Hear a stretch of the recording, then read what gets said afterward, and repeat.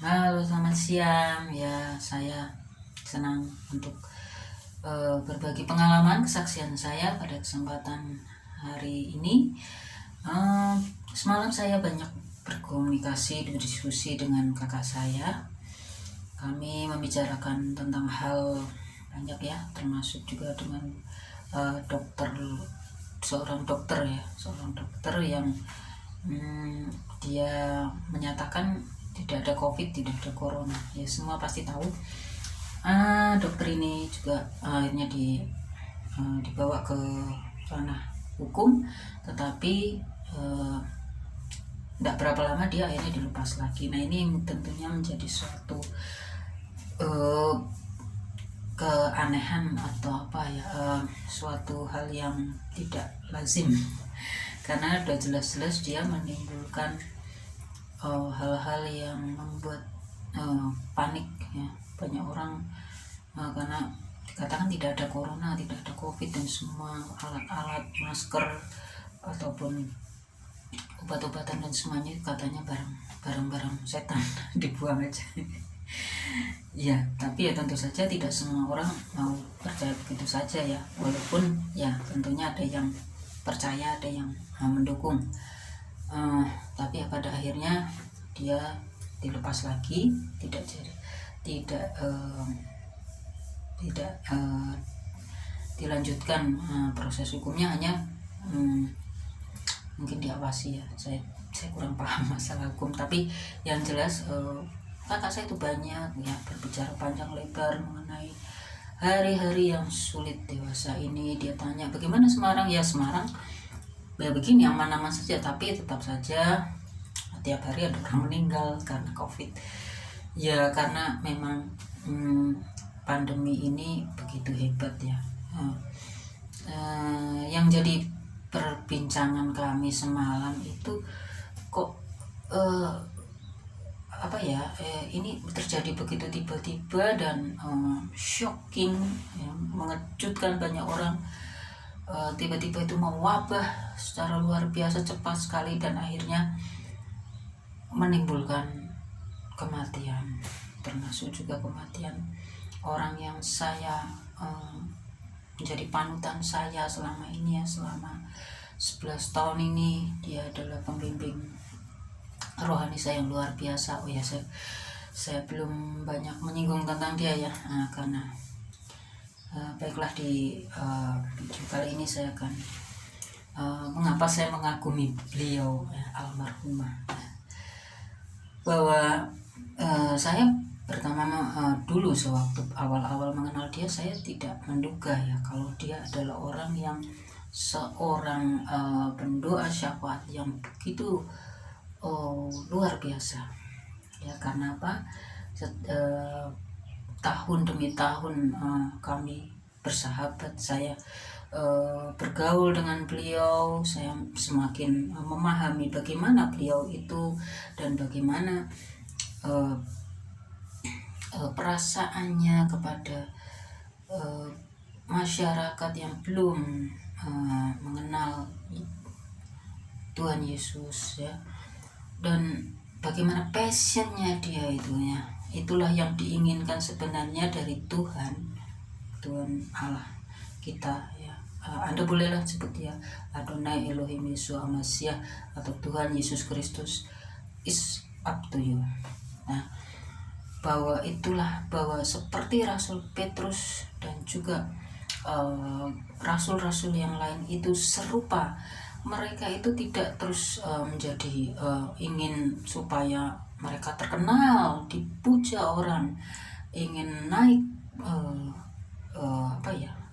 menjadi tokoh yang idola, tidak. Tetapi mereka hari-hari, para rasul ini, dia hanya hidup untuk bisa semakin dan semakin menjadi serupa dengan Tuhan Yesus. Buktinya apa? Buktinya mereka akhirnya banyak yang menjadi martir. Nah, ya itu memang tidak semua pengikut Tuhan kita itu akan menjadi martir. tetapi sebenarnya itulah yang diinginkan oleh Tuhan kita atas setiap kita, menjadi sama serupa dengan Dia.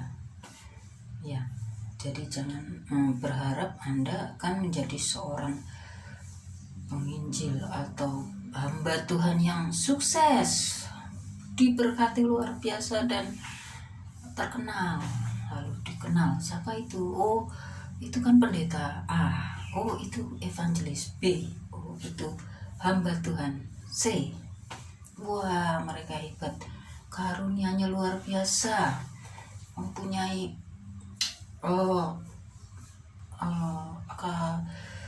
pengalaman yang hebat, experience-nya. Dia mampu menyembuhkan, mampu membawa karunia pertobatan, kesembuhan, apapun, membangkitkan orang mati.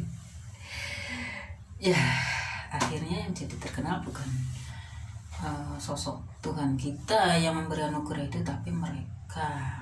Nah, ada orang-orang yang demikian. Saya tidak akan membuka siapa, tapi biarlah jika memang ada yang merasa diri seperti itu, bertobat. Jadi karena ingin terkenal lalu mencoba untuk tidak, harusnya kan yang betul adalah biarlah Tuhan yang berproses, yang mengangkat dia, bukan dia sendiri berusaha untuk mengangkat dirinya supaya dia dikenal banyak orang. Nah, itu yang kadang-kadang rancu. Makanya harus ya seorang, ya siapa Anda lah ini yang ingin jadi pelayan Tuhan yang memang dipakai Tuhan luar biasa, Anda harus sering berkonsultasi, komunikasi dengan Tuhan. Ya, apa yang harus saya lakukan Tuhan? Jadi jangan coba-coba Anda ingin mencoba untuk mencari jalan pintas sendiri.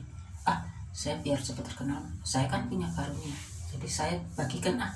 Saya pengalaman saya itu dulu begini-begini, saya begini-begini, akhirnya membuat sesuatu sensasi yang heboh, dan akhirnya dikenal masyarakat, dan akhirnya dikagumi oleh para pengikut Tuhan Yesus, dan akhirnya membuat konten yang mendapat subscribers banyak. Ya, oke lah, kita tinggalkan itu. Saya kembali ke almarhumah Evangelis Deborah Mike Eni Aliando. Ya,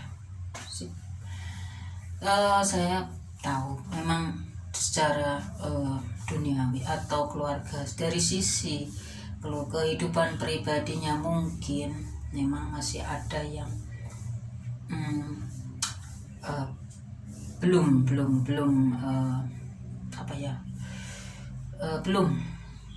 belum terpas ya, belum sempurna. Tapi untuk dalam itu sebagai manusia kita pahami, maklumi bahwa kita ini adalah ciptaan Tuhan, dan kita masih belum sempurna ya. Jadi saya bisa memahami itu, tetapi dari sisi pelayanannya, kerohaniannya luar biasa, saudara.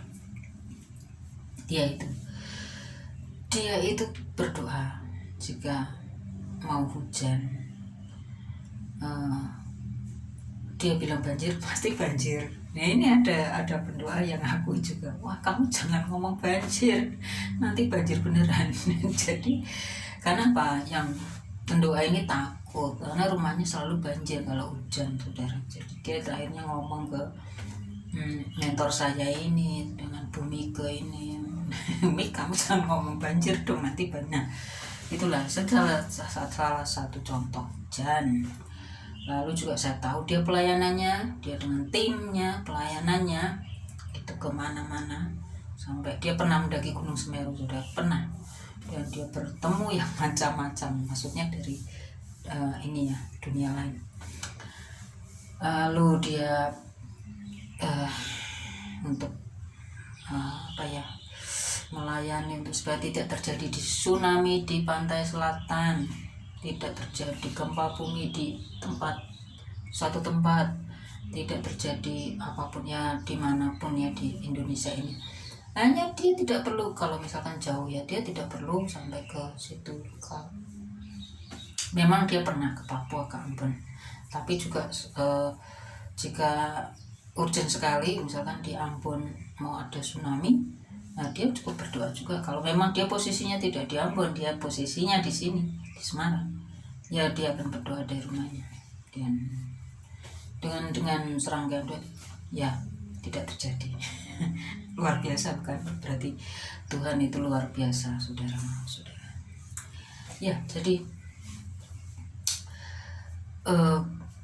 dan satu kali lagi, dia sangat, mungkin ini alasan Tuhan untuk, dari saya diskusi saya semalam ya dengan kak saya bilang mungkin inilah alasan daripada Tuhan Yesus Adonai Elohim Yeshua Masya untuk memanggil dia lebih cepat, karena beliau atau almarhumah ini sangat diandalkan oleh para pendoa syafaat di mana yang tahu dia, yang tahu pelayanannya dia.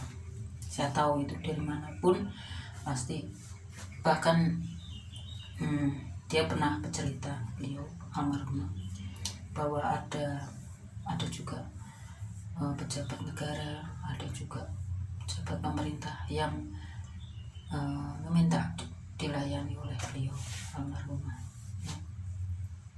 Tapi nggak perlu tahu siapa ya, itu adalah rahasia dia, dan dia juga saya juga nggak tertarik untuk bicarakan hal itu. Yang jelas kalau saya boleh bilang sih dia Mama Lorennya lah, Mama Loren, tapi ini ya yang di jalur pelayanan kekristenan, itulah evangelis Deborah Mega. Nah, tapi sekalipun saya dekat dengan almarhumah, saya tidak ingin saya kok dalam hati saya berat juga kalau jadi seperti dia. Ya biarlah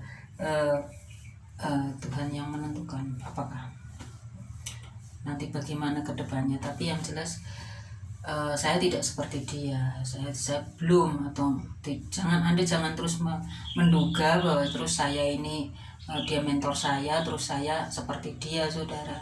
Wah ya jauh itu Tuhan, karena dia audible sekali dengan Tuhan ngomong langsung ke telinganya begini. Tapi dia bagus, dia justru faceless generation, itulah dia. Tidak ingin dia dikenal oleh umum khalayak, tidak ingin ada yang tahu siapa evangelis Deborah Mega sopo dada. Memang itu keinginan dia, bahkan sekali bertokoh penting ya di negara ini yang meminta pelayanan dia, almarhumah tidak pernah meminta upeti ataupun persembahan ataupun jasa, tidak pernah, saudara. Saya tahu persis, saya saksinya, tidak pernah. Karena apa? Dia pernah berkata bahwa pahala dia adalah yang di surga. Surga itulah pahala dia, bukan kemuliaan di bumi. Wah ya kalau dia motivasinya untuk harta benda duniawi, materi duniawi, dia sudah kaya, saudara. Dia sudah kaya.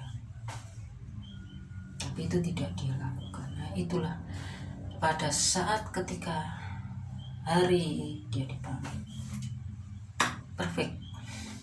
Jadi dia tidak ada yang membuat dia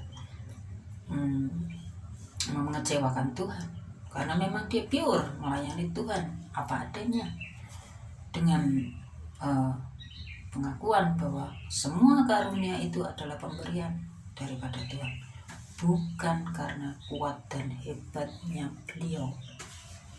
Nah itulah yang namanya pelayanan Kristen, saudara. Anda mungkin anggap nggak enak ya kalau gitu ya, melayani sebagai hamba Tuhan di Kristen ya, nggak boleh ini nggak boleh kaya, nggak boleh, boleh, tapi ya kalau memang Tuhan memberikan Anda kelebihan materi, nah gunakan saja itu untuk menjadi berkat, untuk memberkati orang-orang, saudara. Ya, berarti Anda menjadi bendahara dari surga. Tuhan mempercayakan Anda sebagai bendahara. Ya, itu saya pinjam istilah dari yang Tuhan bilang, katanya bendahara. Nah, jadi demikian masalah dokter tadi. Kembali ke dokter, yaitu dokter itu dari rekaman wawancara ada alam ini memang sudah tidak bersih. Ada terkontaminasi dengan virus ini. Jadi hati-hati saudara, hati-hati. Kalau pesan saya ya mungkin kurang lebih sama dengan pesan hamba Tuhan yang lain-lain juga. Hati-hati kalau keluar rumah, hati-hati kalau tidak penting amat ya. Memang ya, karena memang udaranya sudah beda, saudara, sudah terkontaminasi itu tadi. Jadi makanya kenapa harus masker double, harus pakai face shield ya. Tapi jangan juga terus Anda tertutup rapat terus, karena manusia juga butuh oksigen, saudara ya. Jadi Anda kalau bisa cepat-cepat menghindar dan buka sedikit maskernya di saat aman, di situasi yang aman untuk mendapatkan oksigen itu. Nah baru Anda mungkin kalau sudah kontak lagi, berhadapan lagi dengan orang-orang lain, Anda silakan pakai lagi. Nah itu hanya untuk supaya kita tetap sehat aja, karena saya tidak tahu ya, tapi katanya dokter terawan juga bilang bahwa kalau masker itu dipakai terus menerus bisa juga tidak baik efeknya, nanti pengaruh ke kelumpuhan otak. Apa benar? Saya nggak tahu. Ini hanya saya hanya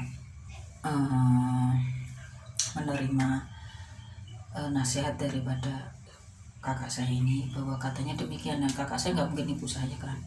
Nah jadi gitu. Nanti masalah yang lain-lain saya tidak bisa bahas sekarang karena terlalu panjang. Cukup ini saya yang bisa bagikan pada kesempatan kali ini. Saya mohon maaf apabila konten saya ini menjemukan, membosankan, terlalu berdele-dele dan sebagainya, tetapi saya harap Anda mendengarnya dari awal sampai akhir. Oke, terima kasih saudara. Dan saya akan berdoa untuk kita semua. Dalam nama Tuhan Yesus, saya berdoa untuk semua yang anak-anak Tuhan maupun yang tengah untuk mencari kebenaran. Biarlah semua yang menyaksikan ataupun yang dimanapun mereka berada, boleh engkau jamah, bila ada yang mengalami sakit, biarlah engkau jamah sakit penyakitnya, boleh sembuh, boleh engkau sembuhkan ya Bapa ya Bapa. Dan biar mengalami masalah dalam kehidupannya, biarlah juga boleh engkau sentuh kehidupannya, biarlah masalahnya tuntas, selesai dengan baik. Terima kasih ya Bapa ya Bapa, di dalam nama Tuhan Yesus Kristus kami berdoa dan mengucap syukur. Haleluya, amin. Terima kasih saudara, salam.